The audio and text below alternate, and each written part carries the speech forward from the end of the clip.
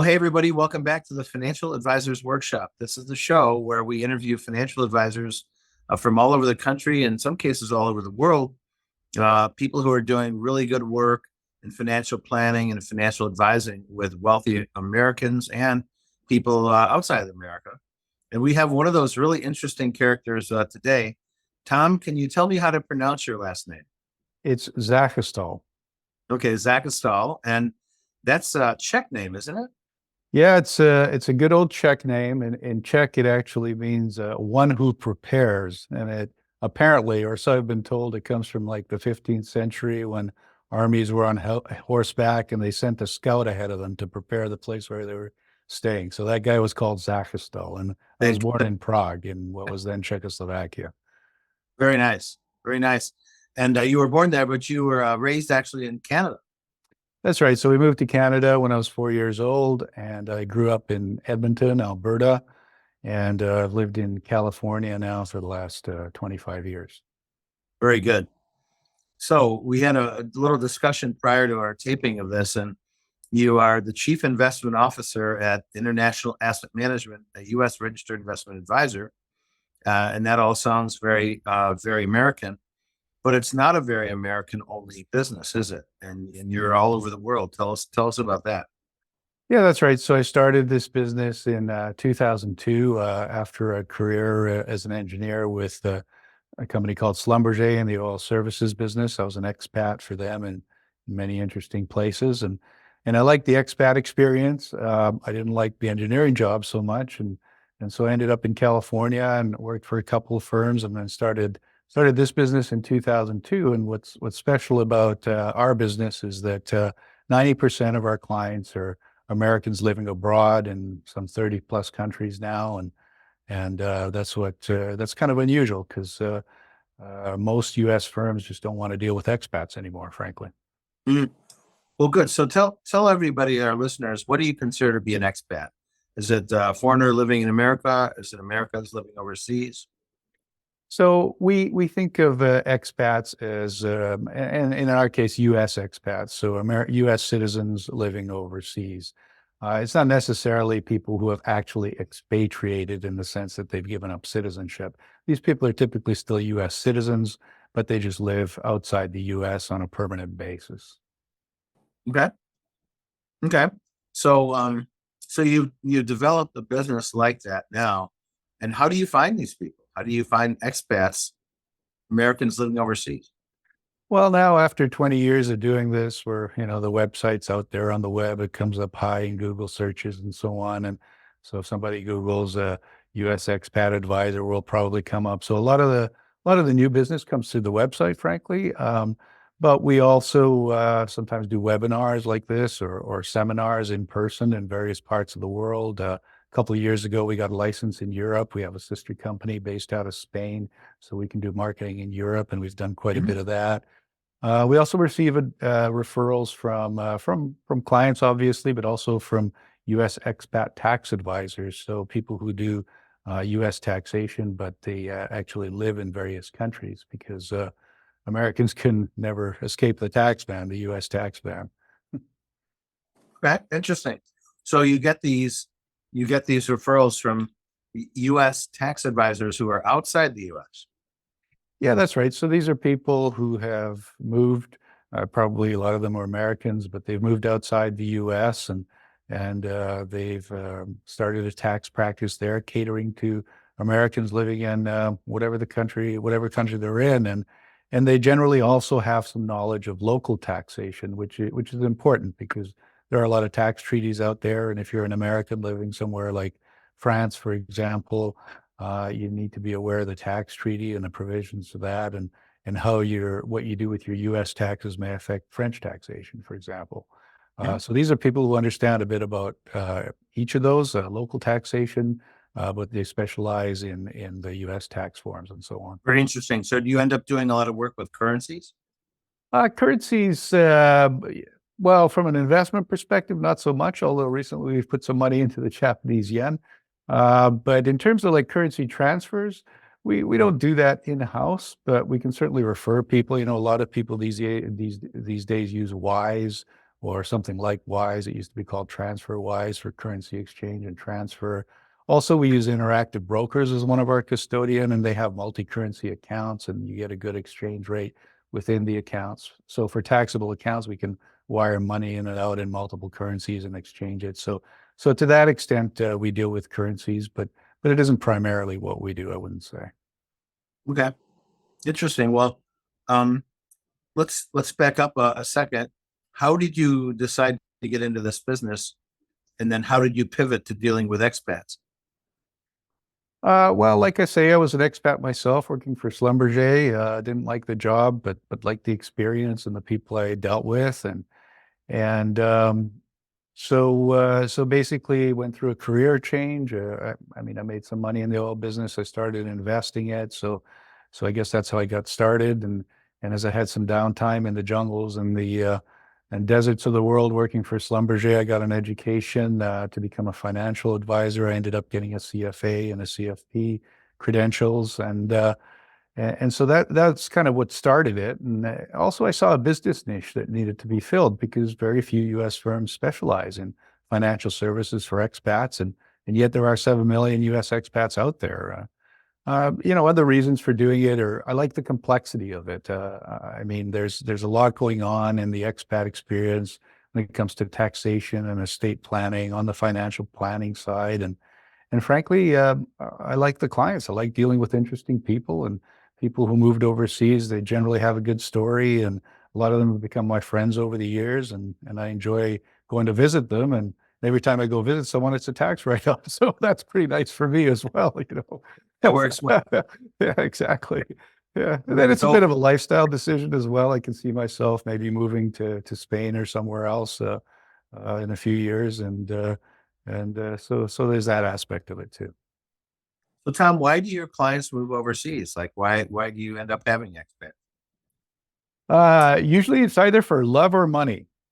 So either they have a job that takes them overseas, or they have a love interest. Sometimes it's a spouse, or sometimes they're from another country originally themselves, and they want to move back, or maybe they're following a significant other. So that's quite often the reason. Some people move overseas for the financial aspect. You know, it's a lot less expensive to live in places like Mexico or Ecuador or something like that. You can actually live off of off of U.S. Social Security in places like that, which you can't do in the States typically.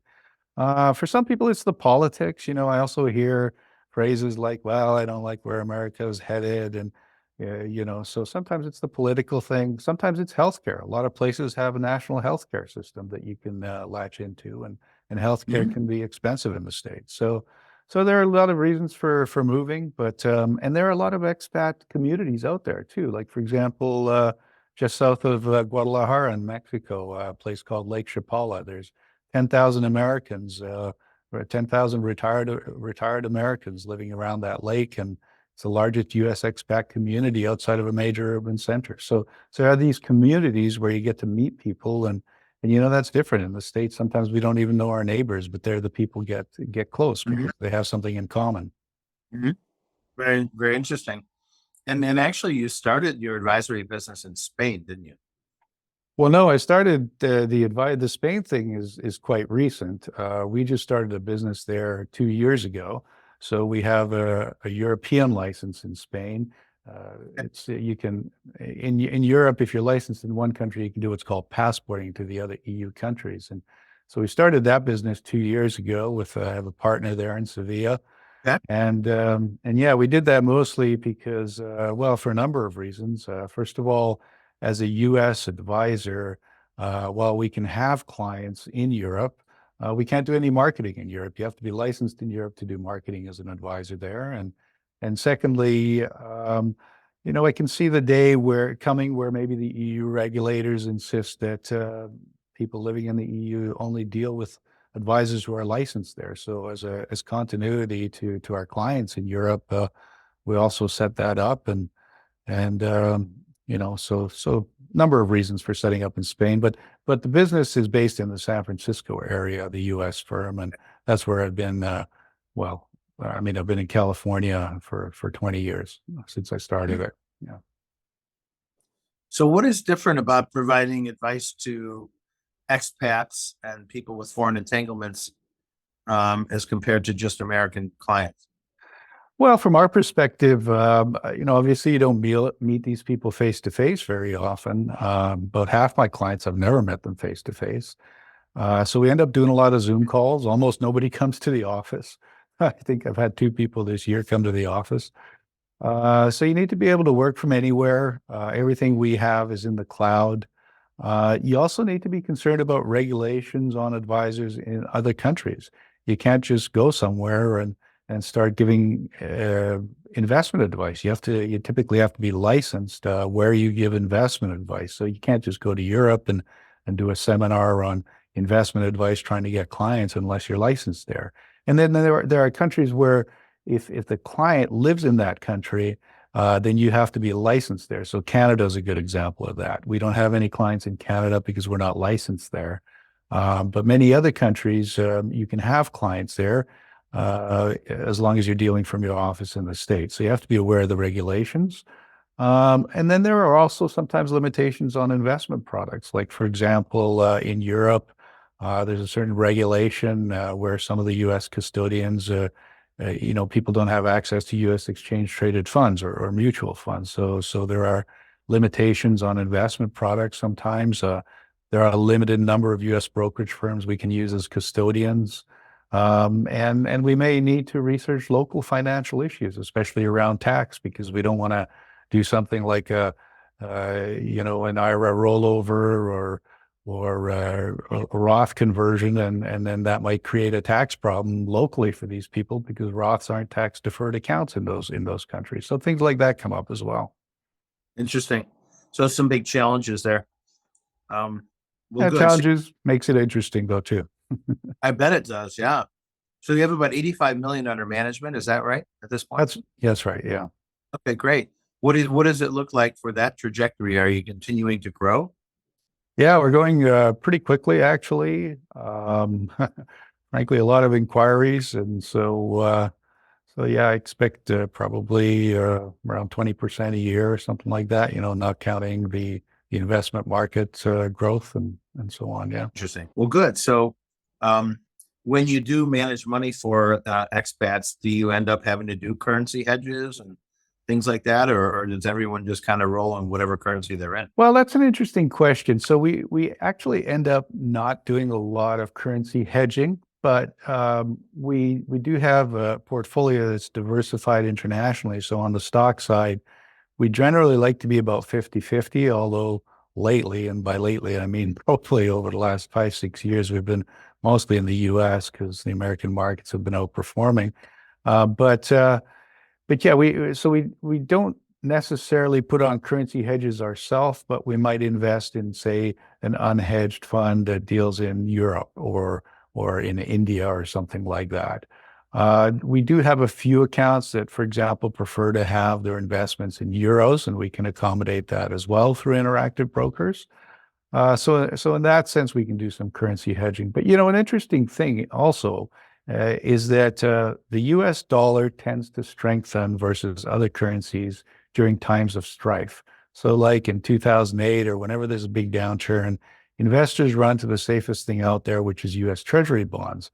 And so you get kind of a natural hedging effect if you think of your investments in a different currency, but you have some money in U.S. dollar investments because the dollar will tend to strengthen when the stock market goes down. Yes, very interesting. And you were involved with international asset management before, and in coming to chief investment manager. Tell us about that journey. How did you become an investment manager as well as an advisor? Well, International Asset Management is my current firm. I started it in 2002. And how did I become an investment advisor? Well, like I say, when I was with Schlumberger back in the day, I took some courses. I got the CFA and CFP and so on. And then I originally joined Merrill Lynch, actually, when I moved to California. And they were kind enough to get me a visa because I wasn't a U.S. citizen at the time. Now I am, but needed a visa. So they got me a visa, and worked for them for a little bit. And then I worked for another firm in San Diego that dealt with expats. And then I started this business, international asset management, in 2002. Nice. Now, you've also been now involved locally. You've been the head of the San Francisco Planning Association. Uh, what happened there, and how has that helped you in your business? Yeah, so I'm also a CFP certificate, and I was involved with, I live in the Bay Area. I've lived here for about, I guess, since 2007. And so I've always been involved with the Financial Planning Association, and eventually joined the board and became the president. I guess this was about 6 or 7 years ago. And good organization. It's global, although mostly U.S., I would say. And there used to be a big global contingent, and so yeah, I ran that. It's a 1 year term, and then you move on. So yeah, I would recommend it for anybody who's a CFP certificate. Nice. And then how was that? You did CFA and CFP. How those have prepared you as well for what you're doing now? Well, the CFA is a portfolio manager's credential. So it gives you a sense of how to manage investments. It's a 3 year program. It's pretty tough. Half the people drop out each year. So I think it's worth having as a certification if you're actually going to manage money. Um, the CFP is more on the financial planning side. So there we're talking about things like taxation and estate planning. And originally I did the CFP for myself because I moved here from Canada to the US. I didn't really understand the US financial system. So I thought it might be a good idea to do it anyway. But it's helpful because a lot of the issues we deal with, I mean, the investment management side, I think you go back a bit as well. So you probably remember the days when everyone sold mutual funds and then so on and so forth. But nowadays it's becoming more and more financial planning oriented, a more comprehensive outlook. And so it's good to also be a CFP certificate and have those credentials, I think. It does. Well, good. So everyone has a largest client. So tell us about your largest client and how you got your largest client. Well, we have several largest clients, I guess, but the client that's probably, I would say, the closest to my heart, it was my first client when I joined the firm. In fact, he was the only client that came over from my former employer, the only client I came over, and he's still my client. He's been my client over 20 years. He's a gentleman who lives in France, and used to work for a large U.S. international company, worked in different parts of the world. He used to run their European office, and then he retired, and he bought sort of a retirement property in France that he built into sort of a hotel. And he's actually just in the process of selling that now because he's getting on a bit. And he ran that though for many years, and so yeah, it's been an interesting journey with him. And I know his kids. We set up 529 plans. So he has about a dozen grandkids, and set up 529 plans for all of them. And yeah, it's been a great journey. Nice. So you have a really interesting practice. And Tom, if you were thinking about dominating this expat market, would you do anything different when you started now that you look back on it? How would you develop this kind of business today if you knew what you knew today then? Well, that's a hard question to answer because things have changed over the years. So, for example, when I started, there weren't all these regulations that make it different, that make it difficult for the US custodial firms and brokerage firms to deal with expats. So when I started, everybody was dealing with expats. It was no different from dealing with Americans in the US. Merrill Lynch had expat clients and so on. And then along came some regulations like FATCA, Foreign Account Tax Compliance Act. And these businesses started, and these companies started getting out of the business. So things have changed over time. But it's a lot easier, actually, somebody's interested in this space to get into it now because of these regulations and because there are so few American firms dealing with expats. What would I do differently? I think what I would do differently is I wouldn't try to build the business from the US. It's far easier to build it from abroad, a place like, say, France, and get licensed in France, and you're one of the few American expat advisors, but you're actually in France. And we're finding this in Spain because we started the business there. And people are kind of flocking to it because we're the only people who have an office in Spain that are dealing with U.S. expats.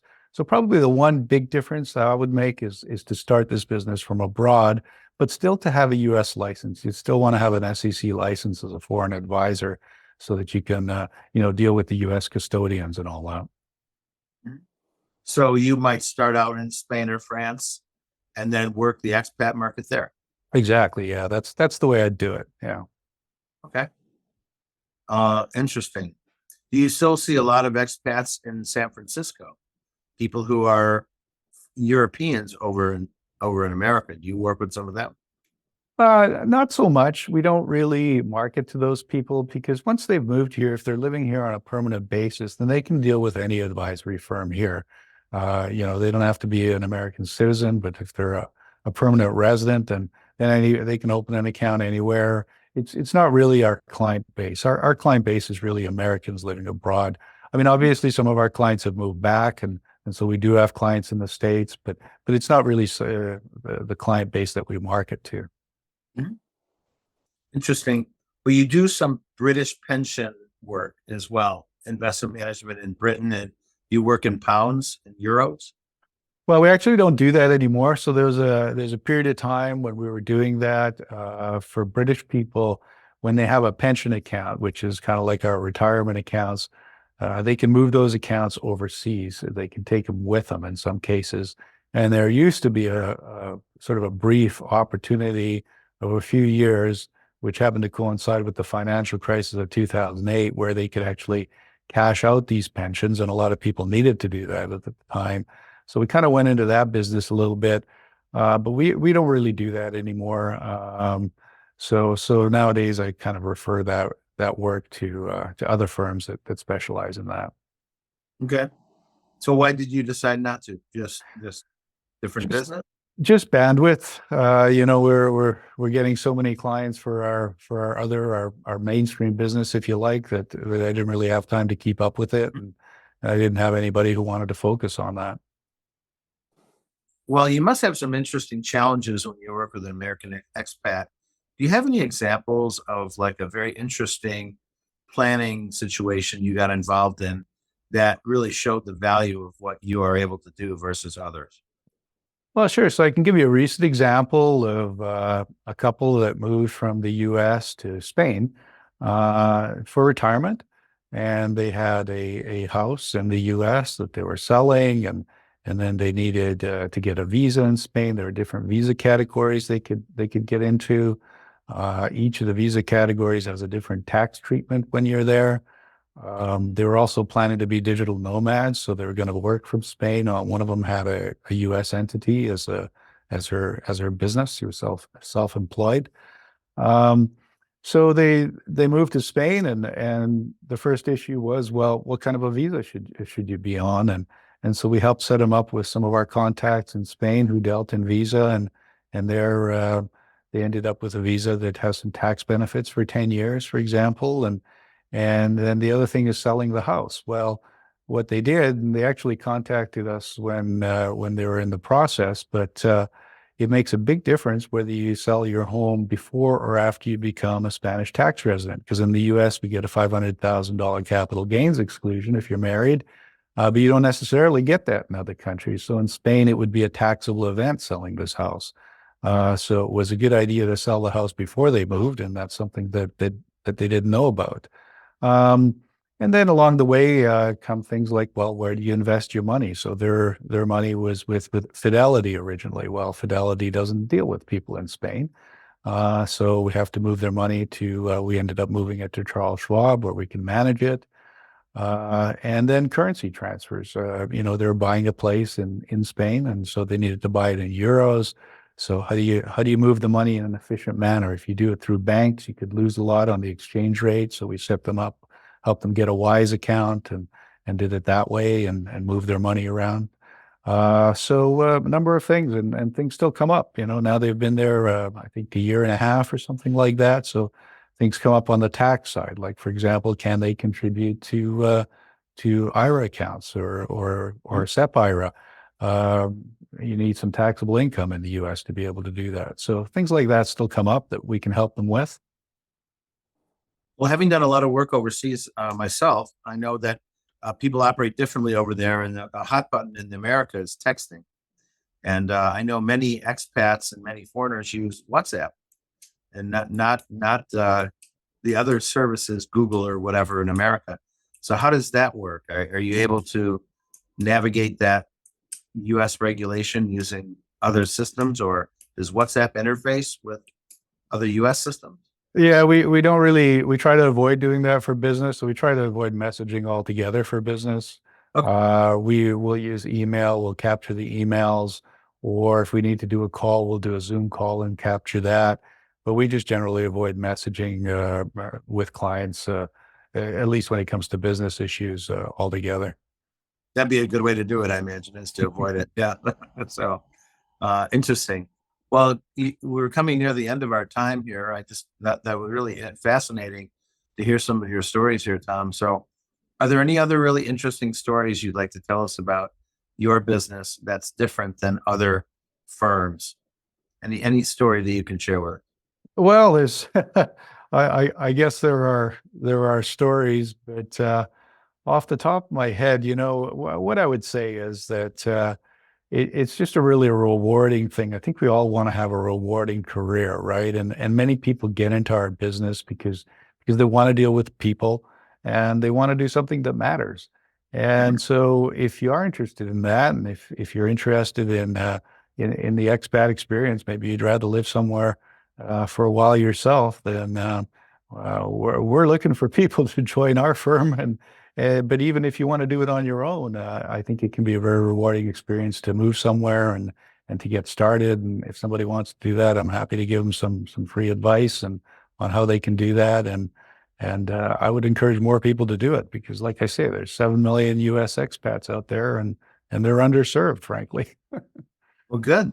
A good opportunity for you and any others that want to jump in, right?